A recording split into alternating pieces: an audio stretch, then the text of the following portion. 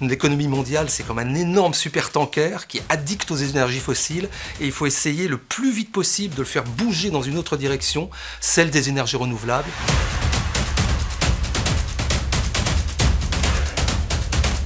Être ambassadeur climat, c'est animer une équipe climat interministérielle avec beaucoup d'experts qui travaillent sur ces questions et qui se rendent à la COP pour négocier.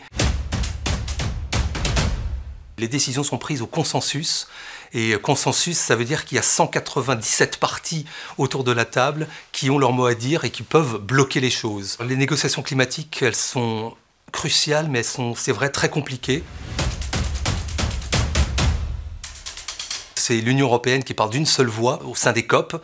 Nous sommes unis, les 27 États membres, nous fixons une position commune et nous serons très déterminés pour justement faire avancer cette question de l'atténuation des gaz à effet de serre, réduire les émissions. On sera aussi très attentif aux questions d'adaptation aux impacts du changement climatique. Ça nous concerne tous, mais c'est une demande forte des pays en développement. Et puis il y a aussi une question très importante qui est montée à Glasgow, c'est celle des pertes et préjudices qui renvoient aux conséquences irréversibles du changement climatique. Un exemple emblématique de la question des pertes et préjudices, c'est ce qui s'est passé au Pakistan, avec des inondations terribles qui ont frappé très durement ce pays, avec des centaines de morts, mais on parle de 1500 morts. Et donc ça, typiquement, c'est quelque chose qui doit faire l'objet d'une mobilisation internationale. L'année 2022 a été vraiment celle, s'il est possible encore, de la prise de conscience de l'ensemble de la population mondiale des effets du changement climatique. On est à 1,1 degré d'augmentation et on a vu ce qui s'est passé avec le Pakistan, avec les incendies, les inondations, les cyclones. Et donc on est vraiment tous dans ce même bateau collectif. Je parle de bateau parce que l'économie mondiale, c'est comme un énorme supertanker qui est addict aux énergies fossiles et il faut essayer le plus vite possible de le faire bouger dans une autre direction, celle des énergies renouvelables. C'est très compliqué, il y a beaucoup de résistance, mais on doit absolument y arriver.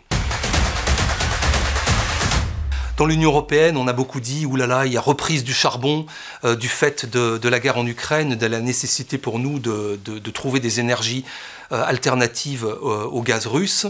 Si on cherche les moyens de passer l'hiver, sur le moyen et long terme, on est déterminé à augmenter nos énergies renouvelables et à sortir du charbon le plus vite possible, à sortir des énergies fossiles. L'objectif ambitieux de l'Union européenne, moins 55% d'émissions de gaz à effet de serre d'ici 2030 par rapport à 1990. Alors cette COP 27, les Égyptiens disent que c'est la COP de la mise en œuvre.